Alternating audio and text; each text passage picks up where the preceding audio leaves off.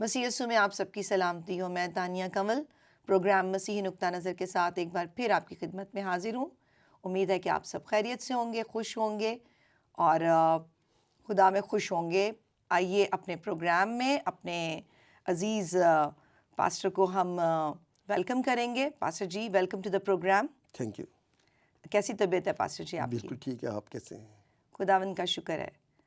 Pastor جی، آج عزیزوں آپ بھی اور جو سننے والے ہیں، دیکھنے والے ہیں، آج ہم وہ بات کریں گے جس پہ بہت سارے لوگوں کا ایک ویو نہیں ہے اور بہت سارے لوگ اس بات سے محروم ہیں، اور وہ بات ہے خداوند یسوع مسیح کی ذات کے بارے میں کہ خداوند یسوع مسیح کون ہے۔ اور میں پاسٹر جی آپ سے یہ جاننا چاہوں گی کہ کیا خداوند یسوع مسیح خدا ہے؟ اور اگر وہ خدا ہیں تو کیا ایک آدمی کو ہم کہیں کہ وہ خدا ہے؟ کیا یہ کہنا مناسب ہے یا غیر مناسب ہے؟ اور اگر مناسب ہے تو وہ کس طرح سے خدا ہیں؟ آپ ہمیں بائبل سے یہ بات جو ہے وہ آج ضرور سمجھائیں تاکہ بہت ساری روحوں کے لیے خدا کا جلال جو ہے وہ ظاہر ہو۔ جی پاسٹر جی۔ آپ سب پر خدا کی سلامتی ہو۔ آج ہم یہ دیکھیں گے کہ کلام مقدس کے مطابق یسوع مسیح کس طرح خدا ہے، کیونکہ کلام ثابت کرتا ہے کہ وہ خدا ہے، اور یہ جو بائبل پڑھی ہے یہ خدا کا کلام ہے جو صدیوں میں لکھا گیا اور ہزاروں نبیوں نے اس میں حصہ لیا۔ یہ خدا کا معتبر کلام ہے اور اس کو معتبر سمجھ کر ہی پڑھنا چاہیے۔ تو اس کلام میں لکھا ہے کہ خدا کی روح پانی کی سطح پر جنبش کرتی تھی، اور جو کچھ تخلیق ہوا وہ اس کے کلمے سے ہوا، کیونکہ یوحنا رسول یوحنا کی انجیل میں لکھتے ہیں کہ ابتدا میں کلام تھا اور کلام ہی خدا تھا، کلام خدا کے ساتھ تھا، خدا کے ساتھ تھا، اور اسی کے وسیلے سے سب چیزیں پیدا ہوئیں۔ بالکل۔ میں مختصر کرتا ہوں کہ جب آدم کو پیدا کیا تو آدم کو پیدا نہیں کیا بلکہ خدا نے مٹی سے بنایا، جی بالکل، اور اس کے نتنوں میں اپنا زندگی کا دم پھونکا۔ بالکل۔ جب دم پھونکا تو کلام میں لکھا ہے کہ وہ خدا کی شکل و صورت پر پیدا کیا گیا۔ بے شک۔ اب اس سے ہم کیا سمجھتے ہیں کہ خدا تو روح ہے، تو اس کا مطلب ہے کہ اس کا کوئی چہرہ نہیں ہے، تو اس کا مطلب ہے کہ خدا کے ساتھ جو اس کا کلمہ تھا وہ جلالی بدن میں موجود تھا۔ آمین۔ جلالی بدن میں اگر موجود تھا تو پھر اس کا چہرہ تھا، بے شک۔ پھر وہ ٹھنڈے وقت میں ان کو ملنے آ سکتا تھا، ورنہ تو نہیں آ سکتا تھا۔ تو اس کا مطلب ہے کہ ابتدا میں کلام تھا اور کلام جلالی بدن میں خدا کے ساتھ تھا۔ اب تھوڑا سا ہم ٹاپک کی طرف آتے ہیں۔ یسوع مسیح نے فقیہ اور فریسیوں سے کہا کہ اگر کوئی مجھ پر ایمان لائے اور میرے حکموں پر عمل کرے تو وہ ابد تک زندہ رہے گا۔ فقیہ فریسی کیونکہ شریعت کو جانتے تھے اور یہ جانتے تھے کہ یہ جو دعویٰ کر رہا ہے کہ وہ ابد تک زندہ رہے گا، یہ تو خدائی دعویٰ ہے، بالکل، اور یہ صرف خدا ہی کہہ سکتا ہے۔ تو وہ کہتے ہیں کہ ضرور اس میں بدرو ہے۔ وہ مزید یسوع کہتے ہیں کہ تم یہ میری بے عزتی نہ کرو یہ کہہ کر کے مجھ میں بدرو ہے، بلکہ تم اس بات پہ غور کرو جو میں تمہیں بتا رہا ہوں کہ جو میرے کلام پر عمل کرے گا وہ ہمیشہ تک زندہ رہے گا۔ ابد تک زندہ رہے گا۔ وہ کہتے ہیں کہ ہمارا باپ ابراہم مر گیا، نبی مر گئے، اور یہ کہہ رہا ہے کہ وہ ہمیشہ تک زندہ رہے گا، ابد تک زندہ رہیں گے۔ بالکل۔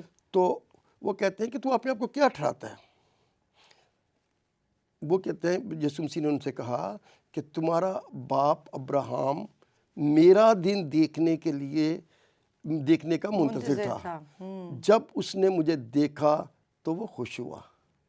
اچھا پاسٹر جی، آپ نے کہا تمہارا باپ ابراہم میرا دن دیکھنے کا منتظر تھا۔ ابراہم میں اور خداوند یسوع مسیح میں صدیوں کا فاصلہ ہے، کیسے ابراہم نے خداوند یسوع مسیح کو دیکھا؟ پلیز اس کے اوپر ذرا روشنی ڈالیے۔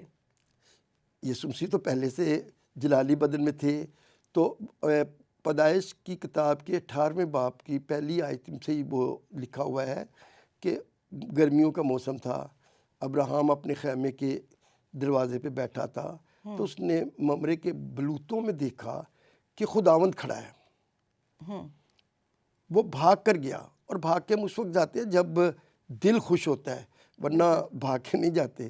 تو وہ بھاگ کر گیا اور اس نے جا کر کہا, جھک کر زمین تک جھک کے سجدہ کیا اور کہا کہ خداوند آئیں, میں آپ کے لیے پاؤں دھونے کے لیے پانی لاتا ہوں, کھانا تیار کرتا ہوں, اور آپ کھائیں, کیونکہ ساتھ 2 فرشتے بھی, 2 مرد بھی تھے. تو خداوند نے اس سے کہا کہ تو نے جیسا کہا ہے ویسا ہی کر. وہ اپنے خیمے میں گیا, سارا سے کہا کہ پھلکے تیار کر, برا ذبح کیا اور کھانا تیار کیا اور لا کر ان کو دیا. جب وہ کھانا کھا چکے تو خداوند نے ابراہیم سے کہا کہ میں اگلے سال موسم بہار میں پھر آؤں گا اور تیری بیوی سارا کے بیٹا ہوگا. بالکل بیٹا ہوگا. تو سارا نے جو دروازے پہ کھڑی, دروازے کے پیچھے کھڑی سن رہی تھی, وہ اس بات پر کہ میں بہت بوڑھی ہوں, بوڑھی ہو گئی ہوں. میرا خاوند بھی بوڑھا ہے اور خدا مجھے کہہ رہا ہے کہ تیرے بیٹا ہوگا, تو وہ اس کو ناممکن سمجھتی تھی. تو جیسے ہی خداوند نے یہ بات کی تو اس نے ساتھ یہ بھی کہا کہ سارا کیوں ہنسی ہے, کیا خدا کے لیے کوئی بات ناممکن ہے؟ بالکل بالکل. بہت خوبصورت بات کی پاسٹر صاحب آپ نے کہا کہ ابتدا میں خدا نے کہا اگر پھل کھاؤ گے, جیسے کہ لکھا ہے کلام مقدس میں, تو مرو گے. اور وہی خدا اب کہہ رہا ہے کہ جو میری باتوں پر عمل کرے گا وہ ابد تک موت کو نہ دیکھے گا. یہ ہے خداوند یسوع مسیح جو کہ خدا ہیں. جی پاسٹر جی. بیٹے, ٹاپک کی سنجیدگی کی وجہ سے میں تھوڑا سا آپ کو کہوں گا کہ آپ لوکا کی انجیل کے 4 باب کی 18 سے 20ویں تک پڑھیں, 20ویں آیت تک پڑھیں. جی. لوکا رسول کی انجیل اس کے 4 باب کی 18ویں سے 20ویں آیت میں یوں مرقوم ہے, خداوند کا روح مجھ پر ہے, اس لیے کہ اس نے مجھے غریبوں کو خوشخبری دینے کے لیے مسا کیا. اس نے مجھے بھیجا ہے کہ قیدیوں کو رہائی اور اندھوں کو بینائی پانے کی خبر سناؤں, کچلے ہوئوں کو آزاد کروں اور خداوند کے سال مقبول کی منادی کروں. اور پھر وہ کتاب بند کر کے اور خادم کو واپس دے کر بیٹھ گیا, اور جتنے عبادت خانہ میں تھے سب کی آنکھیں اس پر لگی تھیں. وہ ان سے کہنے لگا کہ آج یہ نوشتہ تمہارے سامنے پورا ہوا. جی پاسٹر جی, اس سے پہلے کہ آپ ایکسپلین کریں, خداوند یسوع مسیح یہ بات پڑھ رہے ہیں, انہوں نے ہیکل میں جو ہے کلام پیش کیا ہے اور کہتے ہیں آج یہ نوشتہ پورا ہوا. کیا وہ اپنی ذات کے متعلق کہہ رہے ہیں؟ اور جو سب سے پہلی اس میں لائن تھی 18ویں باب کا پہلا حصہ, خدا کا روح, خداوند کا روح مجھ پر ہے, تو یہ وہ پڑھ رہے ہیں یا ایسا لکھا ہوا ہے بائبل مقدس میں؟ یہ بیٹے یہ یسایہ نبی کے صحیفے کی 61ویں باب میں ایسا لکھا ہوا ہے, اور میں آپ نکال لیں, میں اتنی دیر میں بات بتاتا ہوں. اور جہاں تک یہ ہے کہ یہ نوشتہ پورا ہوا, تو یہ نوشتہ اس لیے پورا ہوا کہ پہلی ورسی جو آپ نے پڑھی ہے اس میں لکھا ہے کہ خداوند کا روح مجھ پر تھا. جب مریم کے پاس فرشتہ آیا تو فرشتے نے کیا کہا؟ خدا تعالیٰ کی روح تجھ پر سایہ ڈالے گی اور اس سبب سے وہ مولود مقدس جو خدا کا بیٹا کہلائے گا. بیٹے کے معنی ہوتا ہے نکلا ہوا, جس نے خود بھی کہا تھا کہ میں خدا سے نکلا ہوا. خدا سے نکلا ہوا. تو خدا تو کہا کہ کیونکہ وہ خدا سے نکلا ہوا تھا اور اس پر خدا کا روح تھا پیدائش کے وقت سے. اچھا, آپ کہہ رہے ہیں کہ وہ خدا سے نکلا تھا, اور جو آدم جو پیدا ہوا ہے, یعنی ہم جو آدم کی نسل ہیں, ہم جو ہیں وہ مٹی سے بنائے گئے اور ہم میں دم پھونکا گیا. جی بالکل ایسا ہی ہے. اچھا, تو اب جو میں یہ بات بتانے لگا ہوں وہ یہ ہے کہ جب یسوع مسیح نے بپتسمہ لیا یوحنا سے, جی, تو بپتسمہ لیا تو جب وہ باہر نکلے پانی سے تو لکھا ہے کہ آسمان کھل گیا بالکل, اور روح القدس کبوتر کی شکل میں اس پہ نازل ہوا اور آسمان سے آواز آئی, یہ میرا پیارا بیٹا ہے جس سے میں خوش ہوں. تو خدا کا روح اس پر تھا, اور یہ نوشتہ وہ کہہ رہا ہے کہ آج پورا ہوا ہے. اچھا, ہم بات کر رہے ہیں کہ وہ خدا تھا, اب بات ہوئی ہے کہ خدا کا روح اس پر تھا, یعنی خدا کا روح خدا میں تھا بدن کی حالت میں. Thank you. اچھا، تو اب یہ باقی جو آگے لکھا ہوا ہے کہ وہ تسلی دے گا، وہ بینائی دے گا، وہ آزاد کرے گا، تو یہ یسوع مسیح نے جتنی بھی تعلیم دی اس میں یہ ساری باتیں ہیں. جی اس نے ان لوگوں کے گناہ معاف کیے، لوگوں کو بینائی دی، کوڑیوں کو پاک صاف کیا، تو یہ سب کچھ تھا. لیکن یہاں پر جو خاص بات ہے وہ یہ ہے کہ خداوند کے سال مقبول میں، اب سال مقبول کا کیا جی یہ کیا ہے یہ سال مقبول؟ جب میں نے پڑھا تو میرے دل میں یہ بات تھی کہ لکھا ہے خداوند کا سال مقبول. تو خداوند کا سال مقبول کیا ہے؟ پہلے تو سال مقبول ہوتا کیا ہے، اور پھر یہ بھی میں ضرور پوچھنا چاہوں گی کہ خداوند کا سال مقبول کیا ہے؟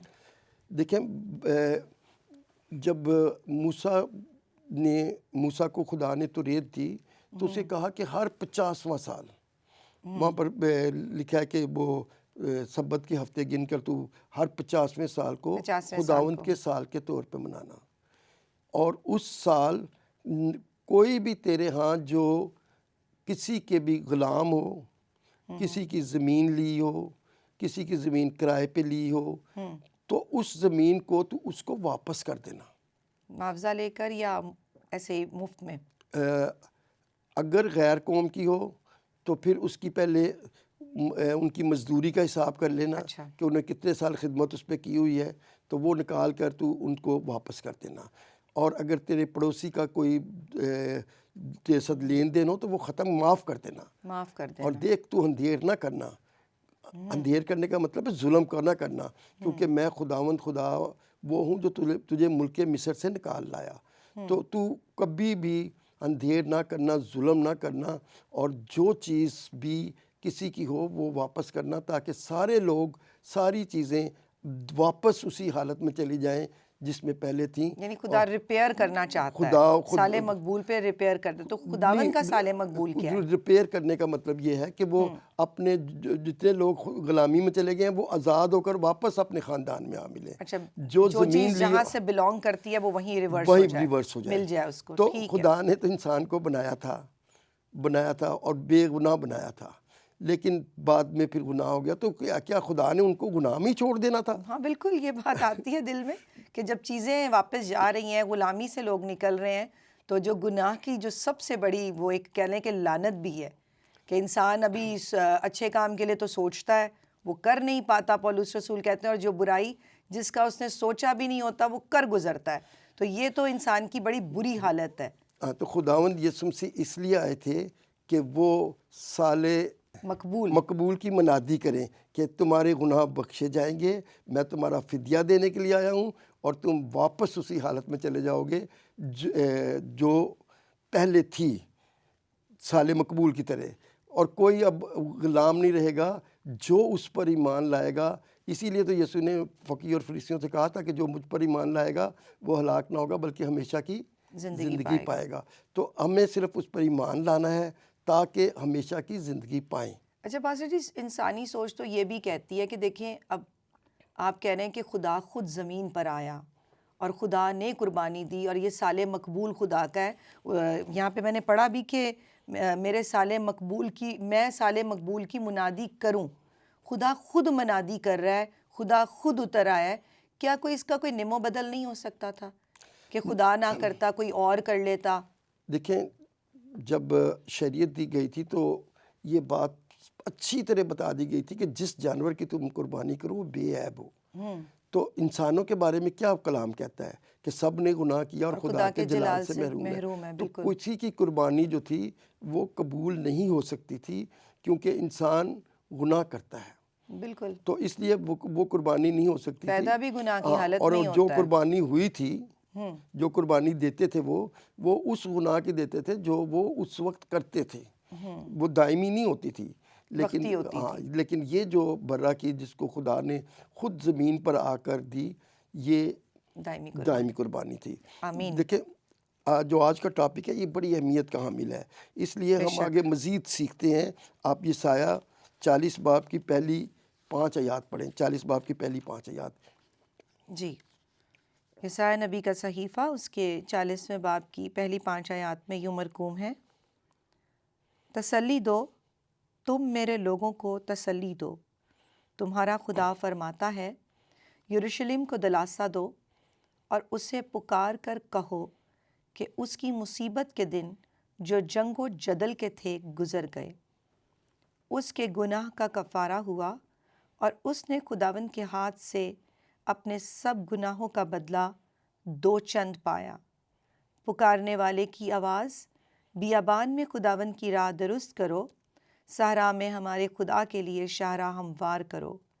ہر ایک نشیب اونچا کیا جائے اور ہر ایک پہاڑ اور ٹیلہ پست کیا جائے، اور ہر ایک ٹیڑھی چیز سیدھی اور ہر ایک ناہموار جگہ ہموار کی جائے، اور خداوند کا جلال آشکارا ہوگا اور تمام بشر اس کو دیکھے گا، کیونکہ خداوند نے اپنے منہ سے فرمایا ہے۔ آمین۔ آمین۔ دیکھیں، میں نے یہ اس کو 2-3 حصوں میں تقسیم کر کے آپ کو بتاتا ہوں کہ پہلی تو میں بات بتاتا ہوں کہ تسلی کس بات سے پائیں۔ جی، دیکھیں، انسان کا الٹیمیٹ گول یہ ہوتا ہے کہ وہ خدا کے پاس جب قیامت ہو تو وہ جنت میں جائے۔ جنت میں جائے، بالکل جی، یہ الٹیمیٹ سب نے گول جنت میں جانا ہے، الٹیمیٹ گول ہوتا ہے۔ بالکل۔ تو لیکن انسان نے تو اپنے آپ کو گناہ میں مبتلا کر کے، گناہ میں سارے لوگ مبتلا تھے۔ یہ پتہ ہے آپ کو، ایک دفعہ ایک شاگرد ایک آدمی نے یسوع نے کہا کہ تو میرے پیچھے ہو لے، تو اس نے کہا کہ مجھے جانے دے کہ میں اپنے باپ کو دفن کراؤں۔ تو یسوع نے کہا کہ مردوں کو اپنے مردے دفن کر دے دو۔ تو اس کا مطلب ہے کہ جب ہم گناہ کی حالت میں ہوتے ہیں تو ہم مردہ ہوتے ہیں۔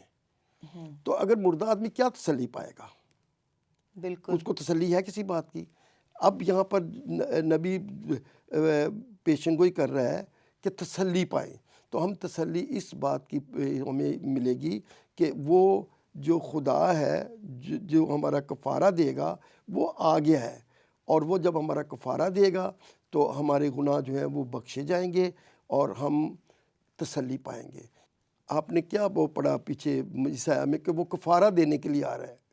تو کفارہ دینے کا مطلب یہ ہوتا ہے کہ وہ جس چیز کا معاوضہ نہ دیا جائے، کسی کے عوض کام کر لیا جائے، وہ ہمارے عوض ہمارے گناہوں کے بدلے اپنی جان دے گا اور ہمیں اس گناہ کی موت سے بچا دے گا۔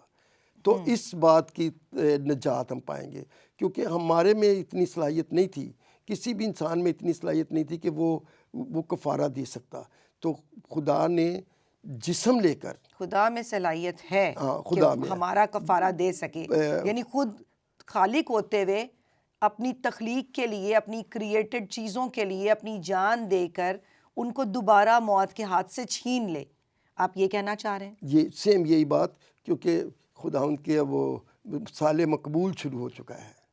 رائٹ، خداوند کا سال مقبول شروع ہو چکا ہے، تو یہ کہتا ہے کہ ہر ایک گھاٹی بھر دی جائے گی اور ہر ایک پہاڑ کو ٹیلے کو نیچا کیا اچھا جائے گا۔ پاسٹر جی، 5ویں آیت میں بھی خداوند کے کلام میں لکھا ہے اس کا جلال آشکارا ہوگا، کیونکہ خداوند نے اپنے منہ سے فرمایا، اور ہر ایک بشر اس کو دیکھے گا۔ کس کو دیکھے گا؟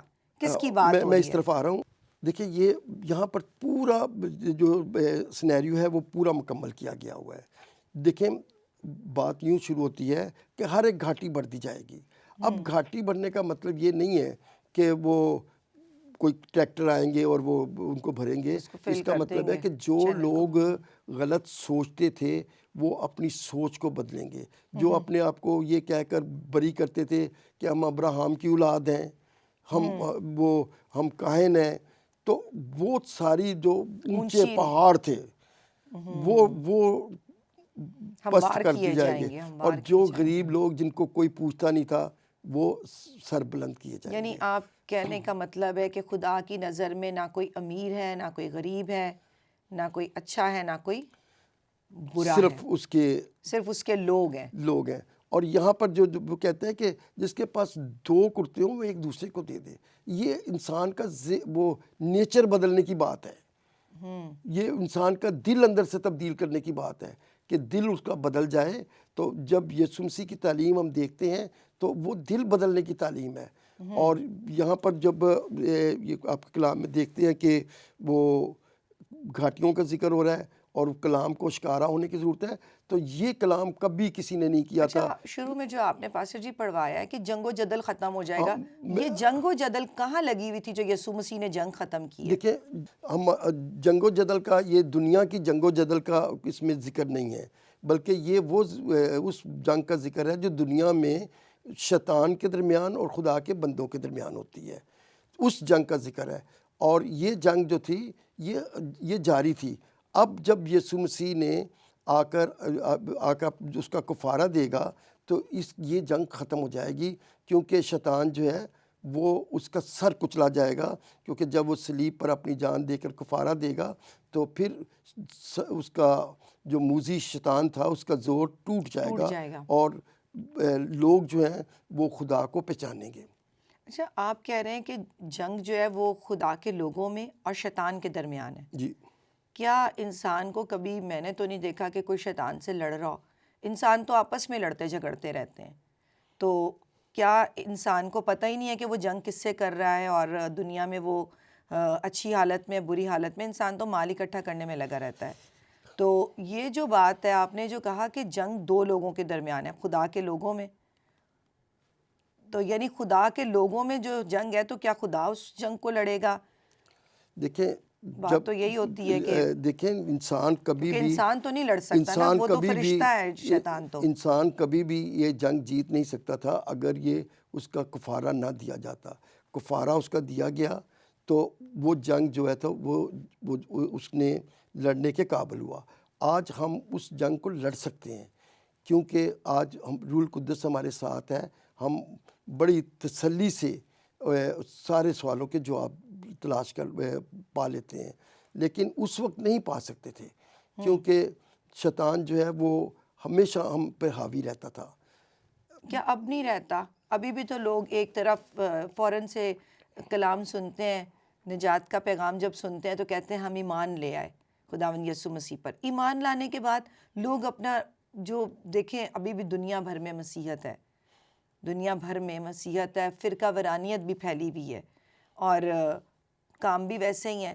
تو کیا خدا کا کلام ہمیں تبدیل نہیں کر رہا اندر سے؟ خدا آپ نے کہا، سکھایا بڑے اچھے سے کہ خدا خود زمین پر آ گیا. اور خدا کیا کرتا؟